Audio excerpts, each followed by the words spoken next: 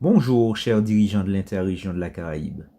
En tant que présidence de l'interrégion, nous vous souhaitons la bienvenue. Notre cher président Valérie Cordon préside cette réunion. Il est le président de l'interrégion de la Caraïbe. Nous sommes également accompagnés par Elder Ahmad Escorbit, l'un des conseillers de la présidence, et de moi-même, Elder Hugo Montoya, qui dirigerai cette réunion. Nous commencerons par une prière d'ouverture et demanderons à sœur Rosanna Gomez de prononcer la prière d'ouverture. Notre Père céleste bien-aimé, merci de nous donner l'occasion de nous réunir pour discuter des questions très importantes concernant ton royaume, afin d'aider les membres à venir à toi, à suivre ton chemin, à y demeurer et à être de fidèles disciples de ton Fils Jésus-Christ. Merci pour ton évangile dans nos vies et nous te demandons que les principes dont nous discuterons aujourd'hui puissent bénir la vie de tous les membres de l'interrégion de la Caraïbe et permettre également aux dirigeants de se concentrer au sujet du bien-être des âmes. Nous te le demandons et nous t'en supplions au nom de Jésus-Christ. Amen. Amen. Merci, sœur Rosanna, pour votre belle prière. Nous souhaitons vous présenter nos dirigeants qui sont ici avec nous. Il y a le président Edwin Pérez du pieu de Villa Meya, sœur Rosanna Gomez, consultante des organisations d'interrégion, et notre évêque Wilfredo Matteo de la paroisse d'Eldorado du pieu de Villa Meya. Merci de vous joindre à nous. Nous allons échanger avec vous. Président Cordon, avez-vous quelques mots d'introduction à dire, étant donné que cette formation s'adresse au président de Pieux, aux évêques, ainsi qu'aux 70 de notre interrégion et au président de mission? Eh bien, tout d'abord, nous sommes très reconnaissants pour votre service. Cette émission est diffusée partout dans la Caraïbe, dans l'interrégion de la Caraïbe. Nous sommes très heureux d'être ici avec vous et nous vous apportons un message de Jésus-Christ cet après-midi.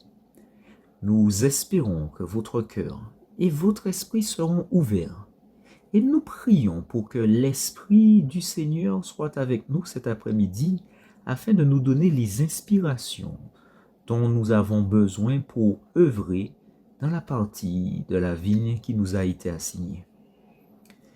Merci, Elder Cordon. Nous aborderons 3 sujets cet après-midi.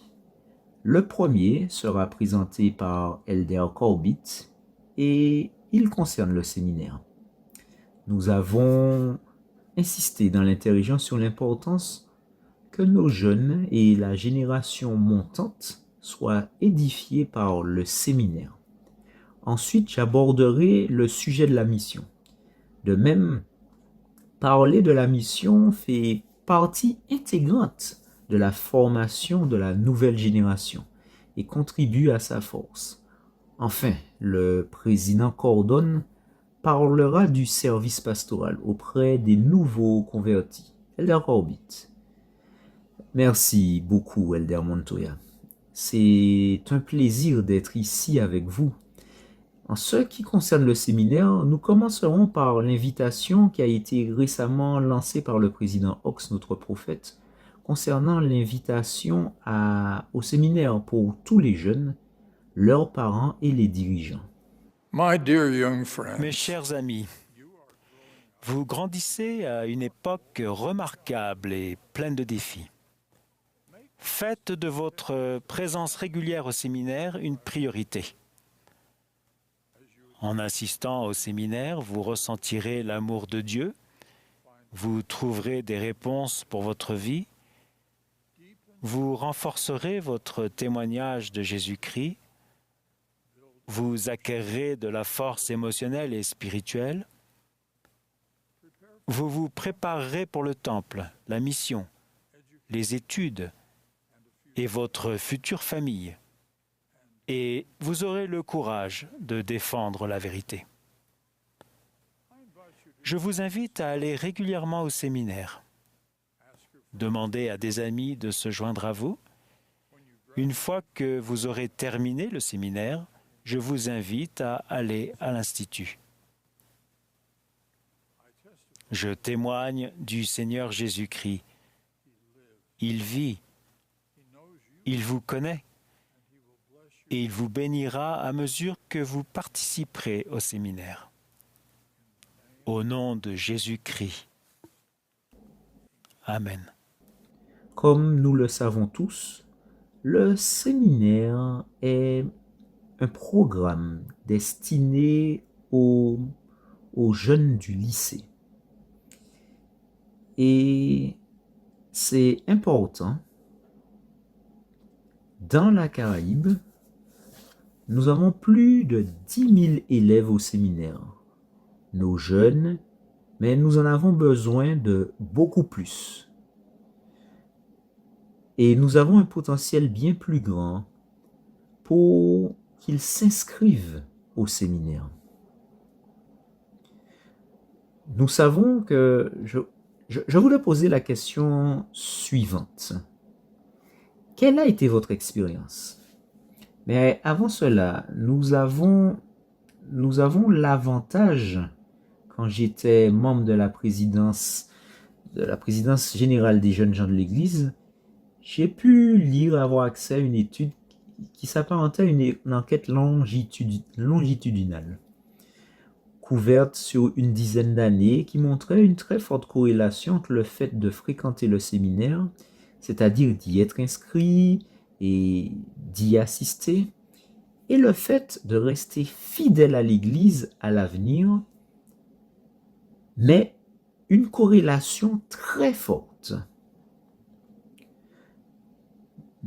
Même ces étudiants avaient 4 fois plus de chances de partir en mission et de recevoir leurs propres ordonnances au temple. 4 fois plus susceptibles. Et qu'avez-vous observé concernant... Il y a beaucoup d'autres données dont nous pourrions parler plus tard. Mais qu'avez-vous constaté d'après votre propre expérience concernant la participation au séminaire? Que ce soit chez vous-même ou chez d'autres personnes, d'autres jeunes. En particulier dans notre pieu, le pieu de Villa Amelia, eh bien, nous avons eu de très bonnes expériences avec la participation au séminaire. En voyant le changement que cela engendre, la participation au séminaire pour ces jeunes, comment la conversion leur vient de manière normale et naturelle. Bien sûr, nous comprenons qu'il y a des défis, n'est-ce pas? Qu'ensemble, avec les dirigeants et les parents, nous pouvons aider à éliminer ces défis dans leur vie afin qu'ils puissent avoir une occasion importante de participer. Dans notre pieu, comme on nous l'a proposé, nous avons organisé une semaine de séminaire pour les parents avec eux, afin qu'ils puissent vivre cette expérience et aider leurs enfants à vivre la même chose et les accompagner au quotidien pour qu'ils puissent en profiter pendant une semaine. C'est ça. Pendant une semaine, waouh! C'est donc ce qui s'est passé au cours et cela a aidé les jeunes à se sentir plus en confiance pour y assister et vivre cette expérience inoubliable dans leur vie. Au cours, intéressant. C'est merveilleux. Et avant de vous entendre, c'est tellement important parce que souvent, ce sont les parents qu'il faut convaincre d'emmener parfois leurs enfants au séminaire ou de leur permettre d'y assister. Mais qu'avez-vous vu d'autre? D'accord. Dans mon cas, en tant que membre d'épiscopat de la paroisse d'Eldorado, lors de notre réunion d'épiscopat, nous avons décidé qu'au moins une fois par semaine, un membre de l'épiscopat participerait au cours de séminaire et pourrait vivre ses expériences avec les jeunes, participer, rendre son témoignage, partager. Et cela m'a tellement motivé que maintenant, je me lève tous les jours à 5 heures du matin en attendant que l'instructrice écrive dans le groupe WhatsApp actif, ce qui est le mot qu'elle utilise souvent. Et parfois, quand je ne me connecte pas, ça me manque même. Et je demande aux jeunes, dites-moi, qu'avez-vous fait? Qu'avez-vous commenté? Et ça nous a vraiment beaucoup aidé d'avoir ce lien avec les jeunes. Je sais que vous vous êtes fait baptiser à 16 ans, vous, c'est ça. Vous voyagez partout dans la Caraïbe, mais vous vous êtes fait baptiser à 16 ans. Moi, à 18 ans, et je n'ai suivi qu'un cours de séminaire le matin, tous les jours. Quelle a été votre expérience?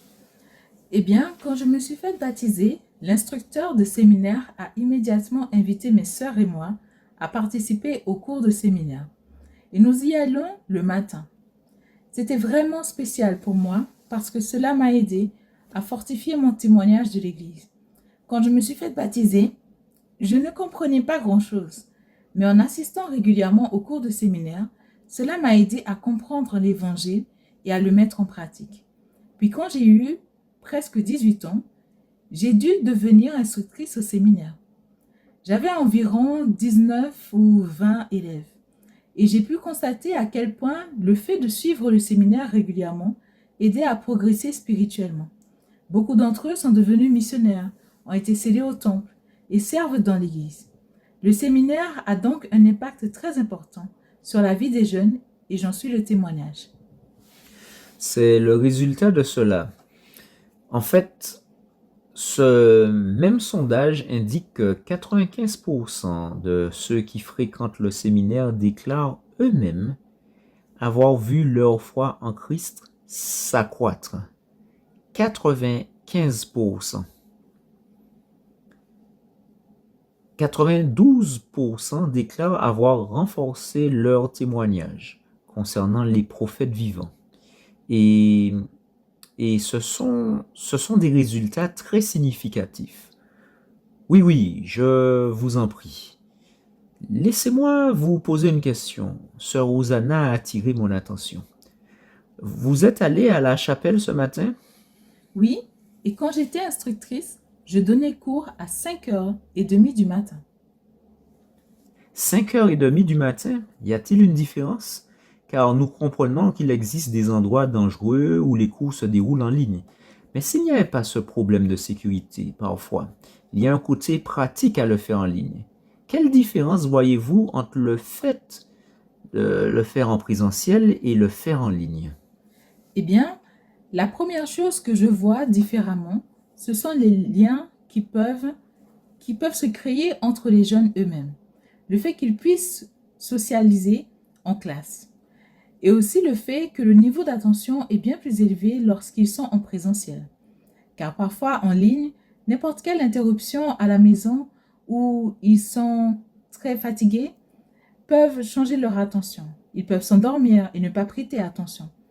Et ils éteignent la caméra. Du coup, l'instructeur ne peut pas prêter attention ni rendre compte de ce qui se passe chez eux. Et ils éteignent la caméra. Mais c'est vraiment une grande bénédiction qu'ils puissent assister en personne. Maintenant, nous savons qu'il y a des endroits où, en raison des conditions de sécurité, l'Église, n'est-ce pas, leur propose d'autres alternatives pour suivre le cours, mais l'impact, lorsque c'est en personne, je crois, est encore plus grand. Merci. Certains d'entre vous ont-ils déjà vu des jeunes non-membres assister au séminaire? Et pendant qu'ils réfléchissaient, je me suis fait baptiser à 18 ans. Et certains de mes frères et sœurs fréquentaient le lycée et le séminaire. Et c'était à mon tour de les y conduire. Je me trouvais donc là, sur le parking, dans la voiture, en train de dormir. Et eux étaient en cours.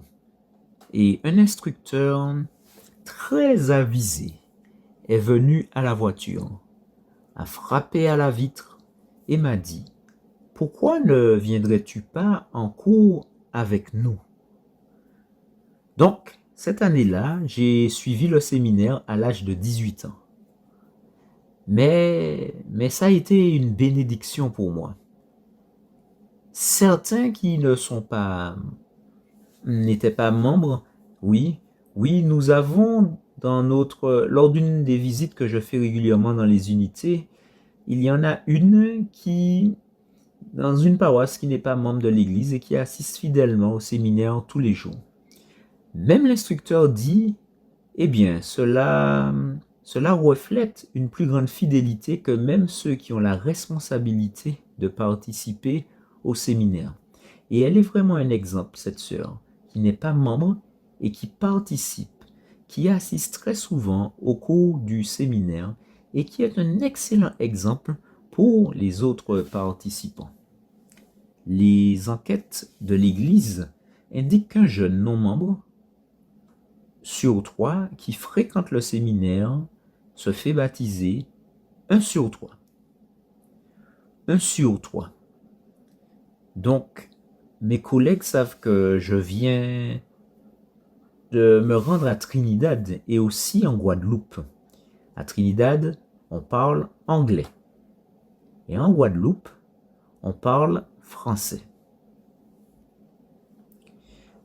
Avec la présidente Émilie Bell-Freeman, la présidente générale des jeunes filles de l'Église, et d'autres, son mari, ma femme aussi, et encore d'autres. Et nous étions là-bas pour donner un cours à 5h30 du matin, en présentiel, à chaque endroit. Et c'était quelque chose de magnifique. Les élèves, oui, il y en avait certains qui étaient, n'est-ce pas, un peu fatigués. Mais ce furent des expériences très spirituelles, très enrichissantes, et qui peuvent susciter plus d'intérêt pour le programme quotidien du séminaire en présentiel, de préférence le matin. Le séminaire change vraiment des vies. Je me souviens d'une expérience où il y avait des jeunes qui ne venaient pas. Et j'avais une jeune fille en particulier dans la classe et j'avais invité les jeunes à prier pour quelqu'un qui ne venait pas. Je me souviens qu'un jour, elle est venue tout enthousiaste et m'a dit « Rosie, Rosie, devine quoi?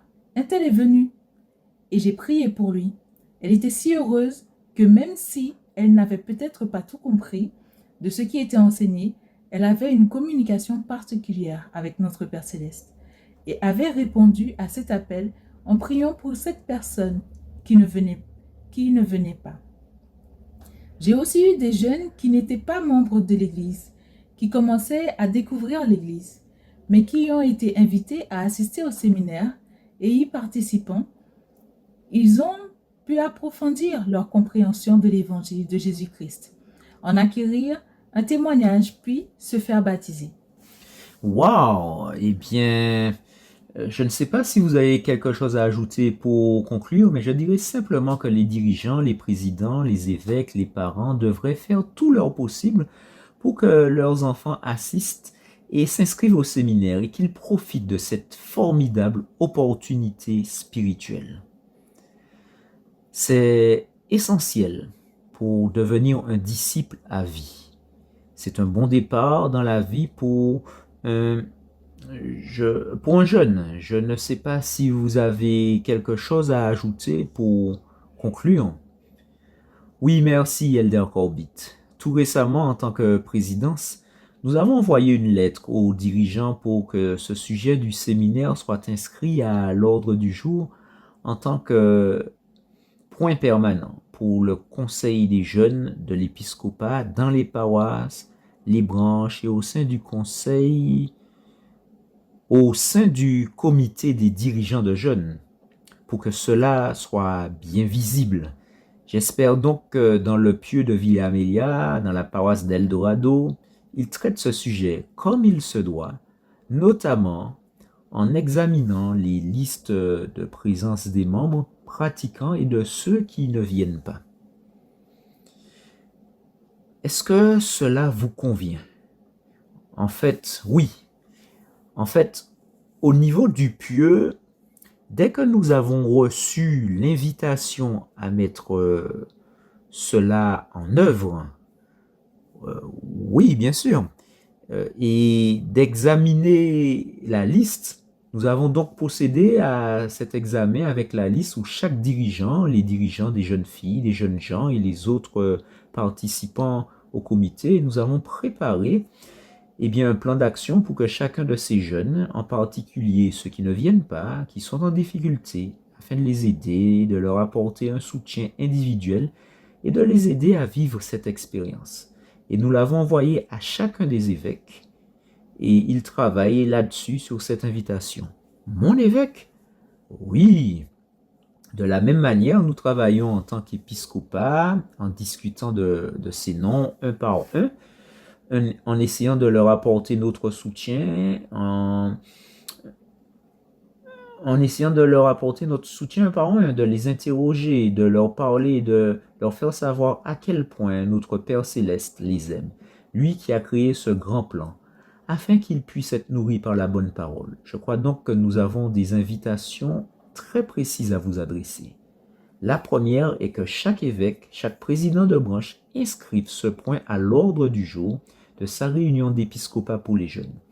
Dans tous les pieux et districts où se tient un comité, le comité des jeunes, le comité des dirigeants de jeunes de pieux, ce point devrait être également permanent et les noms devraient être discutés. Et peut-être, après cela, quelques recommandations pour le plan que vous, d'une manière ou d'une autre, élaborerez en conseil, en cherchant l'inspiration du Seigneur pour vous guider sur ce que vous pouvez sauver pour comment vous pouvez sauver chacun des jeunes. Voici quelques principes importants qui, je crois, peuvent vous guider dans ce plan. Premièrement, tout commence par l'identification. Identifier d'abord les jeunes qui sont pratiquants et ne participent pas au séminaire. Deuxièmement, il faut leur apporter un soutien individuel. Et il faut connaître les raisons pour lesquelles ils ne fréquentent pas le séminaire. Certaines de ces raisons peuvent être le transport, la géographie, les horaires, mais il faut bien identifier ces raisons. Ensuite, nous nous efforçons de lever ces obstacles. Certains de ces obstacles pourraient être la création d'une classe supplémentaire ou la participation d'une maison à distance. Mais il existe de nombreuses façons de lever ces obstacles. Après avoir identifié les obstacles, nous devons lancer une invitation en tête-à-tête. Il s'agit d'un acte de ministère auprès des jeunes, de telle sorte que ces invitations apportent un épanouissement à ces personnes. Dans le principe suivant, nous devons inclure les parents dans tout cela. Comme l'a expliqué Elder Corbett, la relation avec les parents est très importante et nous devons adopter cette approche envers les parents. Et s'il n'y a pas de parents à la maison, car il arrive parfois qu'il n'y en ait pas, nous recherchons les tuteurs, les personnes responsables de ce jeune. Nous leur expliquons que nous voulons leur enseigner l'évangile de Jésus-Christ et les invitons à soutenir leur enfant ou dans ce cas la personne aux jeunes dont ils ont la charge, afin qu'ils puissent assister au séminaire et en apprendre davantage sur Jésus-Christ. Merci, Elder Gordon. Pouvons-nous passer au sujet suivant? Oui, cela concerne la mission. Merci. Eh bien, le sujet de la mission est quelque chose qui me touche profondément. Récemment, Elder Rasband nous a un peu plus ouvert les yeux sur ce que l'on gagne en mission, ce que nous gagnons en mission par rapport à ne pas faire de mission. Des études menées par l'Église montrent que le service missionnaire apporte des bénédictions qui perdurent bien au-delà du temps passé dans le champ. Cette expérience renforce le témoignage, approfondit la conversion et aide les jeunes à développer la foi et la persévérance nécessaires pour rester fidèles à leurs alliances et suivre Jésus-Christ jusqu'à la fin. C'est donc une réflexion profonde sur ce que nous pouvons retirer de la mission. Nous savons Nous avons ici une présidence d'interrégion dont les membres ont fait une mission.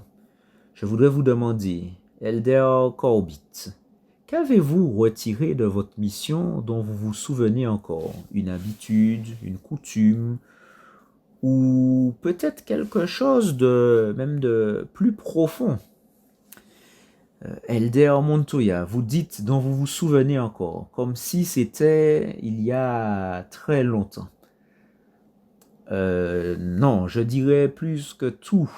Avant tout, la capacité d'aimer les gens, même ceux qui sont différents de moi, qui ont des cultures différentes, des façons différentes de parler, des langues différentes, des façons de penser différentes, et la capacité d'aimer. Mais aussi, je suis en train de parler espagnol. J'étais à Porto Rico. J'étais à Porto Rico en mission et je suis en train de parler espagnol grâce à la mission, à la suite de la mission. Non, je ne serais pas ici si je n'avais pas fait de mission. Et, et bien d'autres choses encore, ça a changé ma vie. Le président Hollande, nous savons tous qu'il disait toujours, il ne se passe pas un jour sans que je me souvienne de ma mission. Je me souviens de ma mission. Et je pense que je peux dire ça aussi, plus ou moins. Et c'est quelque chose qui a changé ma vie pour toujours. Et je fais partie de ces 78. Très bien. Elder Cordon, vous avez également fait une mission au Salvador, si j'ai bien compris. C'est exact, j'ai servi au Salvador. Et l'une des choses que j'ai apprises et qui a marqué ma vie, en fait, c'est que j'ai appris à aimer ceux à qui j'enseignais. Ça a vraiment changé ma vie et j'ai pu mieux comprendre la miséricorde et l'exemple de Jésus-Christ. J'ai vu des gens embrasser l'évangile et que le Seigneur, par son expiation, a béni, pardonné, transformé et qui ont transformé leur famille. Et pour moi, c'était comme être aux premières loges, pour voir la puissance de Dieu à l'œuvre chez les gens. Et c'est vraiment l'un des changements de ce que j'ai le plus appris. Et le troisième, très précisément, c'est que j'ai appris que Dieu répondait aux prières. Cela m'a vraiment changé car je savais désormais qu'il y avait un Dieu qui répondait aux prières. Je pense que le premier grand commandement de la loi est d'aimer Dieu et de le mettre en premier. Et le second est d'aimer ses enfants. Je ne vois pas de moyen plus complet d'accomplir ces deux commandements qu'une mission. Nous mettons Dieu en premier et invitons ses enfants à venir au Christ. Mais cela a également un impact sur les décisions que l'on prend après la mission. Sur quel type de décision cela a-t-il eu un impact? Ou dans quelle décision le fait d'avoir fait une mission vous a-t-il influencé? C'est vrai. Pour ma part, c'est d'être fidèle. En espagnol, on dit, n'est-ce pas, demeurer en moi, dit le Christ. Et j'ai décidé de demeurer dans le Christ et d'avoir cette relation très étroite avec mon Père Céleste, avec Jésus-Christ, mon Sauveur. Avec le Saint-Esprit, la capacité de reconnaître sa voix et de connaître ses impressions pour être guidé par elle. Et c'est principalement cela, je dirais. Je crois que la mission a un impact sur la vie d'une personne. Elle a eu un impact sur mon travail, mes décisions, mon mariage, la façon dont j'ai enseigné l'évangile à mes filles et la voix de mon appel. Absolument, tout dans la vie est touché par le service missionnaire. Et il la touche parce que le service missionnaire apporte une compréhension du Christ qu'on ne peut obtenir d'aucune autre manière. Le Seigneur demande dans les Écritures, en fait, comment un serviteur peut-il connaître le Seigneur s'il ne l'a jamais servi, s'il lui est étranger, et s'il est éloigné des pensées et des intentions de son cœur, à moins que nous servions dans la vigne du Seigneur. Notre chance de connaître le Seigneur de la vigne ne sera pas très grande. Merci, Elder Gordon. Tout à l'heure, vous parliez des obstacles pour assister au séminaire, pour une mission. Président Pérez, il y a aussi des obstacles. Et lors de cette même réunion où Elder Rasband nous a donné la vision, il nous a appelés à être des éliminateurs d'obstacles. Alors, qu'en pensez-vous? Quel serait un obstacle courant qui empêche un jeune de partir en mission? Certainement, Elder. Les jeunes font face à plusieurs obstacles dans leur vie. Parmi eux, il y a l'aspect financier dans leur foyer. Et certainement, parfois, les familles rencontrent des difficultés et les jeunes, lorsqu'ils atteignent l'âge de 17 ou 18 ans, ils obtiennent un emploi qui leur procure un revenu supplémentaire. Parfois, il est un peu difficile pour la famille de permettre à son jeune de partir et de vivre cette merveilleuse expérience. Parmi les autres obstacles que l'on rencontre, il y a également l'éducation. Lorsqu'ils arrivent à cet âge, au moment même où ils pourraient partir en mission, ils terminent leurs études secondaires, leur scolarité de base, et ces jeunes, faute d'avoir cette conviction, cette pleine conviction de prendre la décision de partir, préfèrent souvent aller à l'université pour poursuivre leurs études. Ils reportent alors leur départ ou ne choisissent pas cette grande opportunité de servir en mission. Un autre aspect important dans lequel nous, en tant que dirigeants, avons un rôle très important à jouer est de pouvoir adresser une invitation particulière à ces jeunes. Excellent. C'est-à-dire que l'évêque a ce grand privilège de pouvoir servir directement ce jeune et de lui adresser une invitation personnelle, puissante et inspirée, qui lui permette de comprendre ce que l'on vit dans la mission, ce que l'on fait dans la mission et l'impact que cela produit dans la vie de ce jeune, comme vous l'avez partagé à travers votre expérience. Inspiré. Quel impact la mission a eu sur vous et comment ces jeunes peuvent aussi recevoir cette grande bénédiction pour toute leur vie? Merci, Président. Je me souviens d'Elder Corbett et d'Elder Suarez qui nous enseignent au sujet de cette invitation puissante et inspirée. Je me souviens de vous en train de faire un jeu de rôle. Un jeu de rôle. Puis-je le faire ici avec l'évêque, s'il vous plaît? Oui, bien sûr, pourquoi pas. Eh, Wilfredito, comment vas-tu? Très bien, très bien. Et vous, comment allez-vous? Très bien, très bien. Merci d'être venu ici et merci d'être venu habillé de façon si respectueuse. Je vous ai invité aujourd'hui pour vous partager quelque chose de la part du prophète, du président de l'Église lui-même.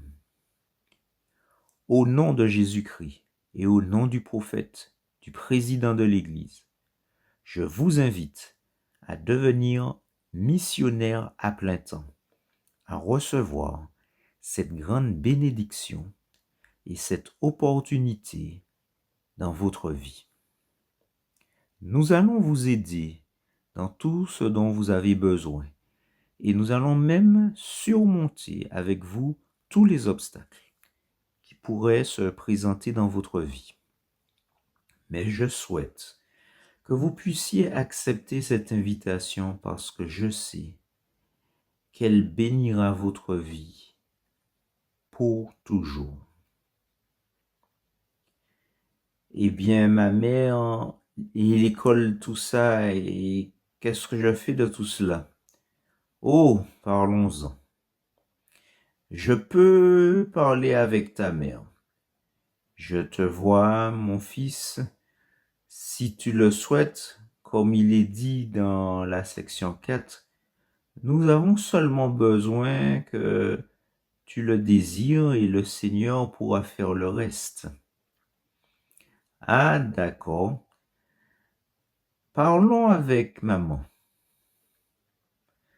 Très bien, avec plaisir. Je veux que vous remarquiez que ceux qui regardent la retransmission, le langage corporel d'Elder Corbett lorsqu'il s'approche de sa brebis, en regardant directement dans les yeux, en lui disant « Mon fils, ne t'inquiète pas. Voyons si nous pouvons servir une mission, mais en nous concentrant sur le service en mission. » Lorsque nous invitons un jeune à servir en mission, nous lui donnons l'occasion à l'adversaire d'entrer dans son cœur avec toutes sortes d'obstacles. Mais il viendra avec une réponse et dira « J'y ai déjà pensé. » Mais obtenir une réponse en ce moment est important. Eh bien, nous avons ici Sœur Gomez. Que pourriez-vous dire aux parents, ou plutôt aux dirigeants, pour qu'ils puissent impliquer les parents? Comment aidons-nous les parents à préparer leurs enfants à choisir, car c'est un choix personnel de devenir représentant de Jésus-Christ? Eh bien, que ce soit la primaire, les jeunes filles ou la société de secours, ces organisations ont la responsabilité, les jeunes filles et les jeunes femmes, doivent apprendre à enseigner l'Évangile à la maison et à le vivre. La société de secours encourage les sœurs à vivre l'Évangile elles-mêmes et avec leur famille et à être sur le chemin et à faire des alliances sacrées avec notre Père céleste. Alors, ces dirigeantes exercent une influence très positive sur les enfants dès leur plus jeune âge, à la primaire, en les aidant à se préparer à servir une mission. Même dans le manuel général, lorsqu'on parle d'inviter tout le monde à recevoir l'Évangile, on mentionne que les enfants doivent aussi être enseignés dès leur jeune âge et se préparer pour être missionnaires. Même à la primaire, ils chantent une chanson qui dit « J'espère qu'on m'enverra en mission quand je deviendrai un peu plus grand ». Alors, en tant que dirigeante, vous avez la responsabilité d'aider les parents à comprendre la grande responsabilité qu'ils portent sur leurs épaules pour aider leurs fils et leurs filles. Si les jeunes ont le désir, qu'ils puissent commencer à se préparer dès leur jeune âge, dès la primaire, à servir le Seigneur, car c'est un engagement que chacun de nous assume. Aimer Dieu par-dessus toute chose et aimer notre prochain comme nous-mêmes. Et l'une des façons de manifester cet amour est de partager l'Évangile. Aimer, partager et inviter. Merci. Eh bien, lors de cette même réunion avec Elder Rasband, il nous a demandé de devenir autonomes en ce qui concerne le nombre de missionnaires. Je crois que c'est là quelque chose de très important. Oui, en effet, il s'agit de pouvoir mener des entretiens et d'inviter tout le monde. Par exemple, vous avez actuellement 2 missionnaires de la mission de Saint-Domingue-Nord, mais vous avez 5 ou 6 missionnaires qui servent dans le champ. Eh bien, au MTC, mais 6 missionnaires à plein temps. Votre paroisse est autonome, n'est-ce pas? Le Pieux en compte 18. C'est exact. C'est également un très bon nombre. C'est un bon nombre, 3 qui sont avec nous dans l'interrégion et 3 qui sont déjà là. Vous atteindrez 21, mais il y a 26 dans la mission de Saint-Domingue-Nord où vous êtes proche. Et vous êtes environ 80%. Président, évêque, pourriez-vous lire cette invitation du président Nelson adressée aux jeunes? C'est très proche, oui, bien sûr. Aujourd'hui, je réaffirme avec force que le Seigneur a demandé à chaque jeune homme digne et capable de se préparer à servir une mission. Pour les jeunes hommes, saints des derniers jours, le service missionnaire est une responsabilité de la prêtrise. Quant à vous, jeune femme capable, la mission est également une occasion puissante, mais facultative. Ce que vous apportez à cette œuvre est magnifique. Priez pour savoir si le Seigneur désire que vous serviez une mission et le Saint-Esprit répondra à votre cœur et à votre esprit.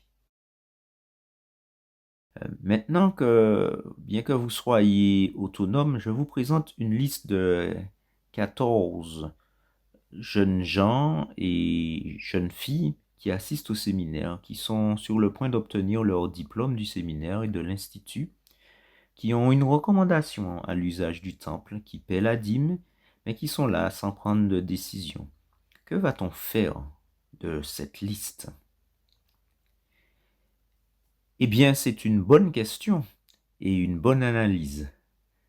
Nous travaillons actuellement avec ces jeunes individuellement en ayant des entretiens avec eux, en les instruisant personnellement et en leur adressant l'invitation à servir le Seigneur. L'un de nos principaux objectifs est qu'ils comprennent par eux-mêmes quel est leur rôle et leur responsabilité en servant notre Père céleste. Et ainsi, ils prendront leur propre décision de servir le Seigneur lorsqu'ils auront acquis leur propre conviction de l'Évangile. Merci. Eh bien, je veux conclure parce que je ne veux pas prendre plus de temps au président. Moi aussi, j'ai servi une mission. Je ne portais pas de badge comme celui que vous avez utilisé un peu avant votre époque, mais lorsque j'étais dans le champ missionnaire, j'ai compris ce que le président Corbett a dit, que la dette envers le Seigneur, le Sauveur Jésus-Christ, est impossible à rembourser. J'ai compris personnellement ce que signifiait l'expiation du Sauveur Jésus-Christ dans ma vie. Et c'est pourquoi un lien permanent se crée entre nous et le Sauveur Jésus-Christ pour toute la vie. Et récemment, lors d'une réunion, justement d'un séminaire, un jeune d'environ 15 ans m'a demandé: dois-je partir en mission? Et ma réponse a été catégorique. Comme le président Nelson l'a expliqué et déclaré, pour moi, oui, mon fils, c'est le devoir et la responsabilité de la prêtrise. Tu ne peux pas décevoir le Seigneur. Tu dois le faire parce que tu l'aimes. Tu dois le faire comme un choix. Tu aimes Dieu et tu aimes Jésus-Christ et tu aimes ton prochain. Tu dois le faire comme un choix personnel et cela bénira ta vie pour toujours. Je souhaite, en plus de ce que vous voulez ajouter, Président, leur dire qu'une mission change la vie des convertis, des missionnaires, de la famille du missionnaire et de celle des convertis. Et cela édifie le royaume de Dieu sur la terre. Au nom de Jésus-Christ. Amen. Voulez-vous ajouter quelque chose? Oui, merci, Elder Montoya. En fait, nous savons combien la mission peut être précieuse pour nous rapprocher de notre Seigneur Jésus-Christ. J'aimerais partager quelques principes qui pourraient nous aider à lancer ces invitations. Tout d'abord, j'aimerais brièvement raconter une histoire. J'étais récemment dans une paroisse où je discutais avec un jeune. Nous avons eu une conversation très amicale. Plus tard, ce jeune est revenu me voir, il s'est assis près de moi et a commencé à me poser quelques questions. Je lui ai alors demandé son âge et il m'a répondu 16 ans. Je lui ai alors demandé: quelqu'un t'a-t-il déjà invité à partir en mission?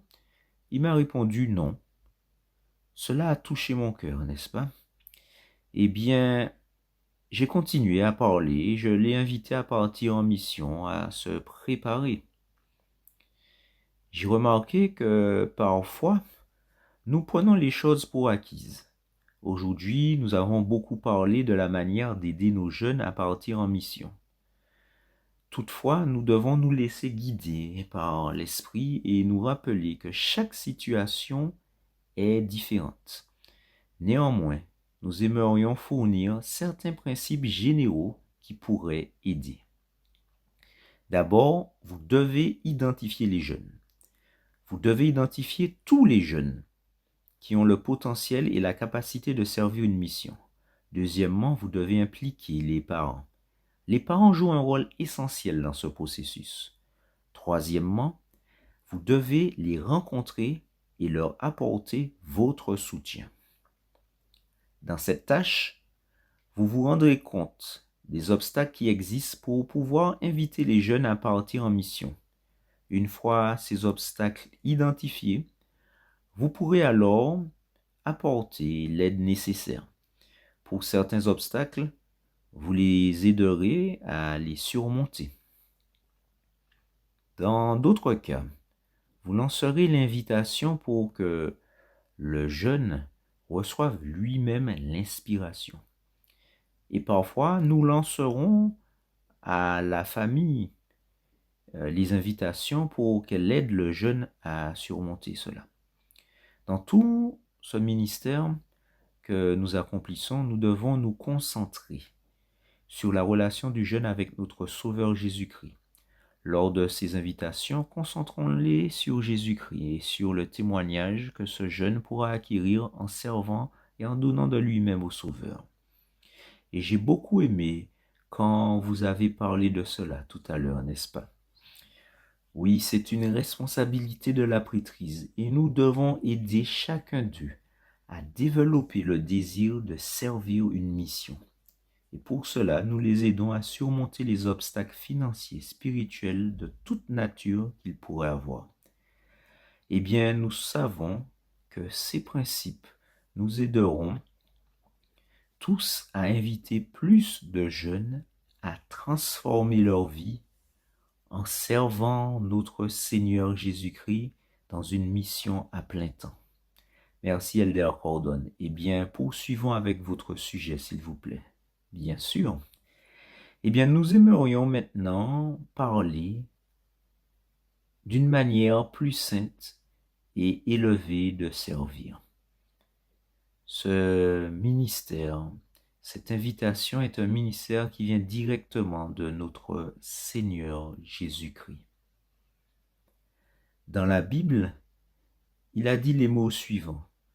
Dans Jean 15, 16, « Ce n'est pas vous qui m'avez choisi, mais moi, je vous ai choisi et je vous ai établi, afin que vous alliez, que vous portiez du fruit, et que votre fruit demeure, afin que ce que vous demanderez au Père en mon nom, il vous le donne. » Cette invitation est très importante, car elle nous aide vraiment à comprendre que le Seigneur nous a appelés pour porter du fruit, et que ce fruit doit perdurer.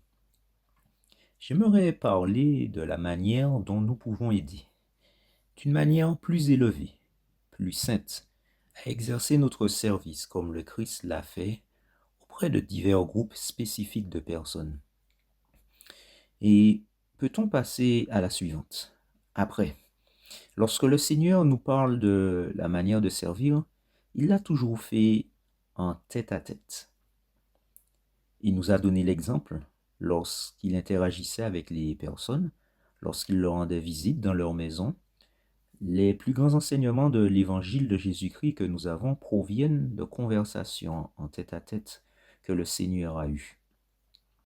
Quand il a parlé à Pierre, quand il a parlé à Marie, quand il a parlé à la femme qu'il a guérie de ses pertes de sang, à la femme qui était au puits, toutes ces interactions étaient des interactions personnelles, en tête-à-tête, que le Seigneur a eues. Le Seigneur nous a invités à exercer notre ministère d'une manière plus élevée et plus sainte, en tête-à-tête. J'aimerais parler aujourd'hui de 3 entretiens de service pastoral que nous pouvons avoir. Lorsque nous servons, nous pouvons inviter, nous pouvons utiliser différentes formes de service. Aujourd'hui, je vais parler de l'une d'entre elles, à savoir les entretiens. Et je voudrais d'abord parler des entretiens importants que l'évêque ou le président de branche avec un nouveau converti. En fait, le président Ox nous dit, la meilleure mesure dont nous disposons pour la rétention, qui n'est pas parfaite d'ailleurs, mais qui est au moins la meilleure donnée concrète dont nous disposons, est le nombre de jeunes hommes âgés de 12 ans ou plus qui reçoivent la prêtrise d'Aaron. En fait, l'un des premiers entretiens que l'évêque a, si ce n'est le premier, en fait, le premier entretien qu'il a avec un nouveau converti a lieu une semaine après le baptême. Et cet entretien est accordé à tous les convertis, qu'ils soient hommes ou femmes. Dans le cas des hommes, cet entretien a deux objectifs. Pouvoir interroger l'homme pour voir s'il est digne de recevoir la prêtrise et digne d'une recommandation pour le temple. S'il s'agit d'une sœur, l'entretien a pour but de lui permettre d'obtenir une recommandation pour le temple. Les recommandations qui nous sont données dans le manuel d'instruction stipulent que cela doit être fait une semaine plus tard. Président Pérez, dans votre pieux, quels sont les obstacles que vous avez constatés pour que les évêques mènent ces entretiens une semaine plus tard avec les nouveaux convertis? Et qu'avez-vous fait pour les surmonter? Car je sais que vous y avez beaucoup travaillé. Bien sûr, oui.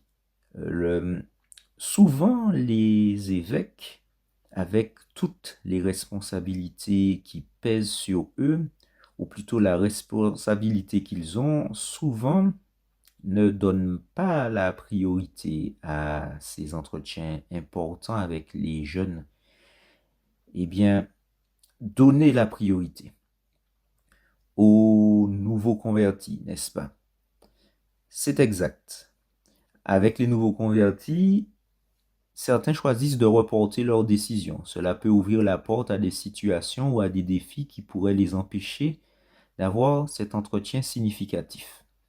Dans le pieux, dès que nous recevons l'invitation, nous nous réunissons, nous évaluons et nous élaborons des plans. Nous avons même mis en place un suivi de chacun de ces entretiens dans le système, grâce auquel les évêques peuvent vérifier et évaluer le nombre de jeunes, de nouveaux convertis avec lesquels ils travaillent individuellement et auxquels ils peuvent proposer cet entretien, cette invitation importante, de pouvoir les aider à recevoir l'ordonnance suivante, à préparer leur nom pour l'amener au temple et à vivre cette expérience importante dans leur vie. Parfait. Merci beaucoup, Président. Et nous espérons vraiment que tous dans la Caraïbe, nous puissions suivre ces recommandations prophétiques qui se trouvent dans le manuel d'instruction pour mener un entretien une semaine plus tard. Eh bien, puisque nous parlons de cet entretien significatif, je pense que nous devons expliquer pourquoi il est significatif. Un entretien significatif est donc un entretien centré sur Jésus-Christ, à l'issue duquel le nouveau membre se sent édifié et peut ressentir l'amour que nous avons pour lui et que le Seigneur a pour lui. Actuellement, dans l'interrégion, sur 100 convertis, seuls 50 reçoivent la prêtrise. Et parmi eux, 35 ont une recommandation pour le temple et 12 envoient leur nom au temple. Nous avons donc une formidable occasion de les aider tous à faire en sorte que cela se réalise. Diapositive suivante. En fait, le président Ox nous a demandé pourquoi nous ne pouvions pas ordonner à la prêtrise un peu plus de la moitié des hommes que nos missionnaires baptisent. De toute évidence, nous avons encore beaucoup de travail à accomplir pour relever ce défi. Et ce travail incombe non seulement au président de pieux, mais aussi au président de mission qui préside les districts de la mission et qui dirige les missionnaires quant à qui et comment enseigner. Donc actuellement, toutes les missions font un gros effort pour enseigner une leçon spéciale d'après-baptême. Cette leçon a lieu après le baptême, mais avant l'entretien avec l'évêque qui a lieu une semaine plus tard. Cette leçon d'après-baptême a lieu au milieu. Et en fait, cette leçon aborde 2 thèmes. La prêtrise, le temple et l'histoire familiale, ce qui est intéressant. Quels sont les sujets abordés par un évêque lors de l'entretien? Eh bien, lors du premier entretien avec un nouveau converti, ce sont le temple, l'histoire familiale et la prêtrise.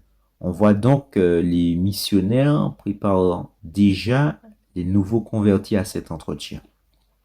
J'aimerais pouvoir simuler cet entretien avec l'évêque Matthéo. Pour pouvoir faire cela, eh bien, j'aimerais peut-être à partir de là commencer par mon entretien et je vais vraiment vous donner quelques principes qui pourraient vous aider lors de cet entretien. Avant de donner ces principes, je voudrais dire que l'entretien doit être guidé par l'esprit et que même si ces principes sont généraux, la chose la plus importante que nous devons essayer de suivre, c'est le Saint-Esprit.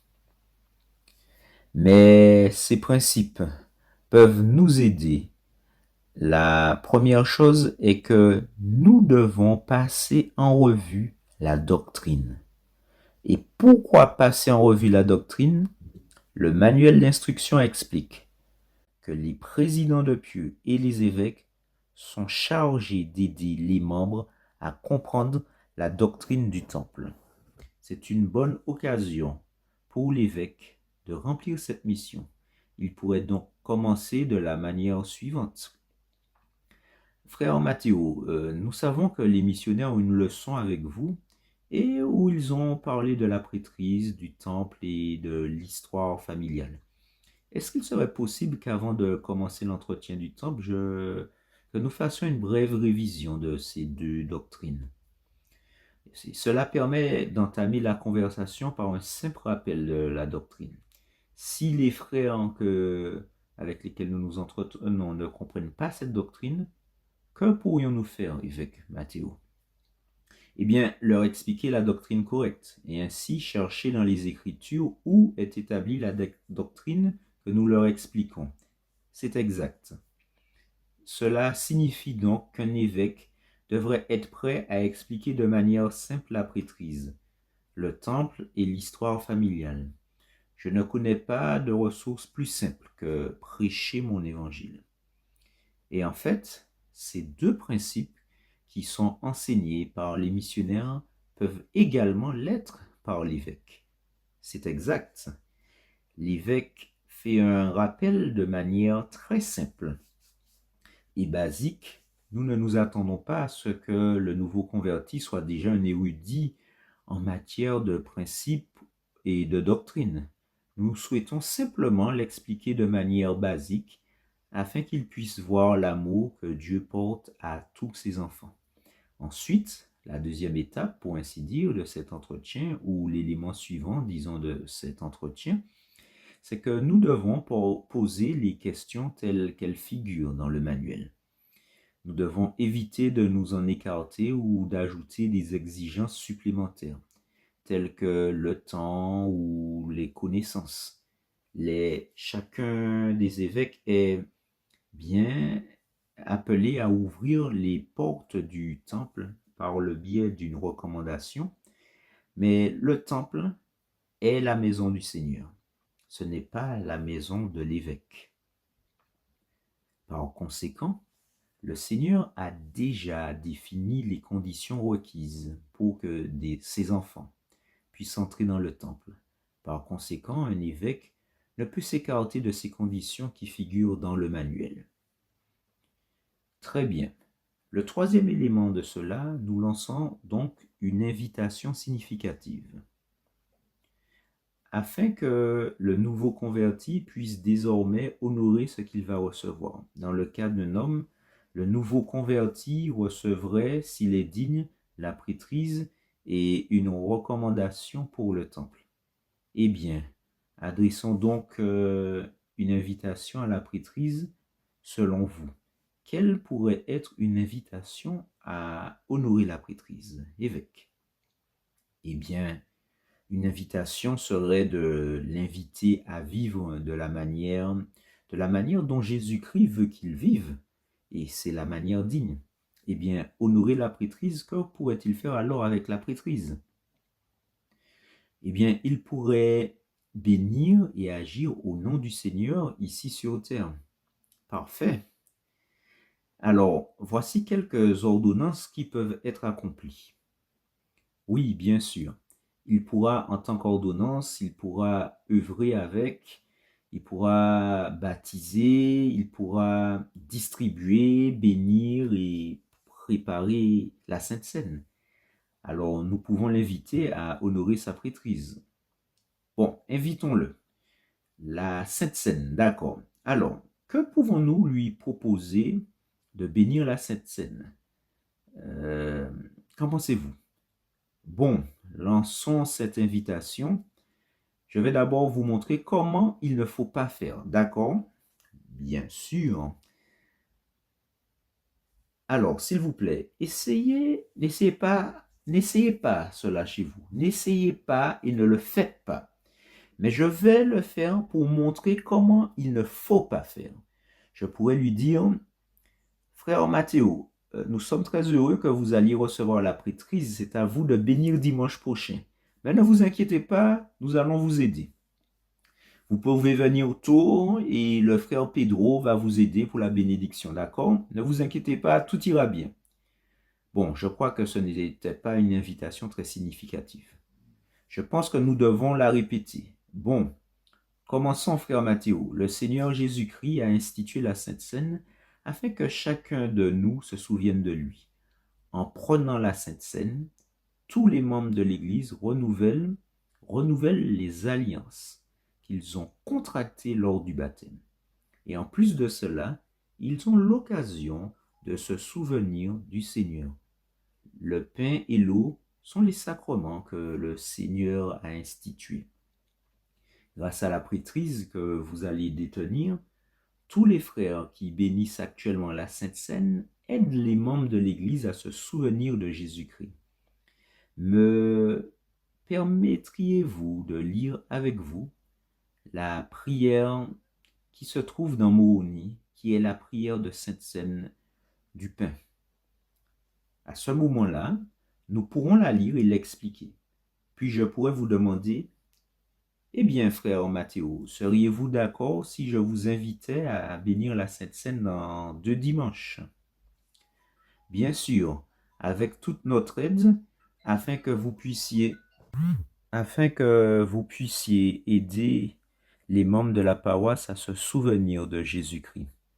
Quelle est la différence, évêque Mathéo, entre les deux? Bien sûr, dans l'une, vous imposez quelque chose. Vous devez le faire.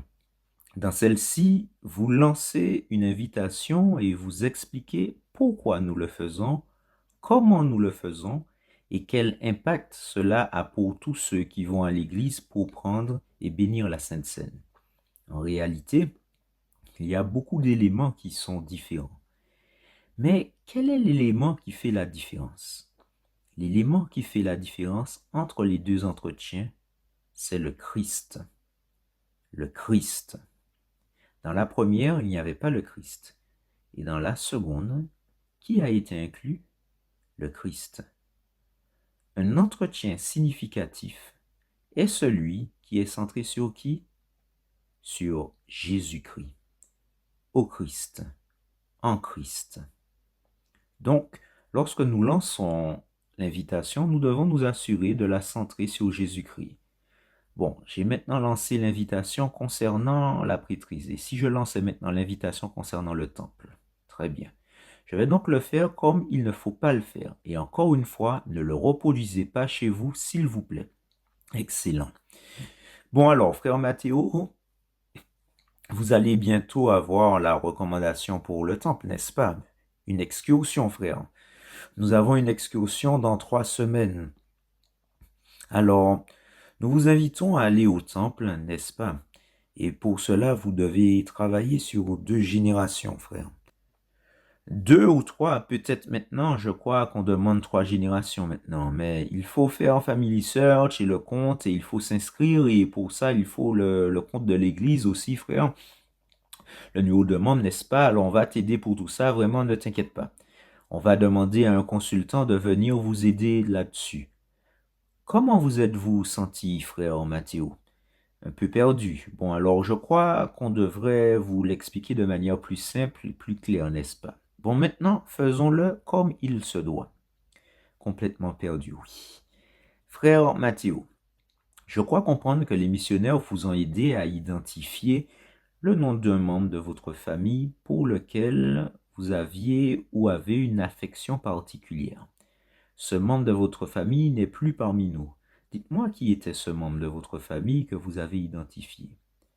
Mon grand-père, oui. Votre grand-père. Parlez-moi de votre grand-père. Et là, on peut commencer à parler de votre grand-père. Et après ça, je pourrais vous dire, frère, qu'est-ce que ça vous fait de savoir que votre grand-père peut recevoir toutes les bénédictions de l'évangile de Jésus-Christ que vous avez reçu? Et ensuite, vous pourriez dire, frère Mathéo, pourriez-vous vous préparer à aider votre grand-père à recevoir toutes les bénédictions de l'évangile de Jésus-Christ en accomplissant les ordonnances en sa faveur au temple? Et voilà une invitation simple que nous pouvons faire. Bon, maintenant que nous savons, le frère Mathéo a eu son entretien, il détient déjà la prêtrise, il a déjà la recommandation pour le temple. Ma question serait, qu'est-ce qui empêche un évêque d'avoir un entretien une semaine après la confirmation? Un nouveau converti qui comprend la doctrine de base de la prêtrise et qui a le désir d'aller au temple pour un membre de sa famille. Rien. Et c'est le message que nous voulons transmettre à tous les évêques. Évêques, nous espérons qu'une semaine après que vous ayez présenté le membre lors de la réunion de Sainte-Seine, vous vous souviendrez que tout le monde, y compris vous, évêques, a levé la main pour soutenir ce nouveau membre. Et c'est le message que nous voulons transmettre à tous les évêques. Évêques, nous espérons qu'une semaine après que vous ayez présenté le membre lors de la Sainte Seine, vous vous souviendrez que tout le monde, y compris vous, évêques, a levé la main pour s'engager à soutenir ce nouveau membre. Passons au suivant. Au suivant. Bon, le deuxième sujet dont je voudrais parler concernant les entretiens, ce sont les entretiens pour lancer des appels ou des responsabilités. J'aimerais raconter une petite histoire. Quand j'ai été appelé comme évêque, j'étais un évêque assez jeune et j'avais des appels à pourvoir. La présidente de la société de secours m'accompagnait, la primaire, tout le monde.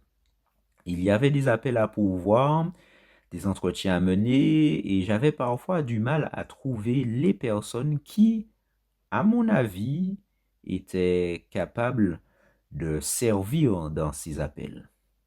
Quelques mois après être devenu évêque, j'ai été appelé comme président de Pieux et j'ai eu l'occasion de travailler avec l'évêque de cette paroisse pour que la paroisse soit divisée.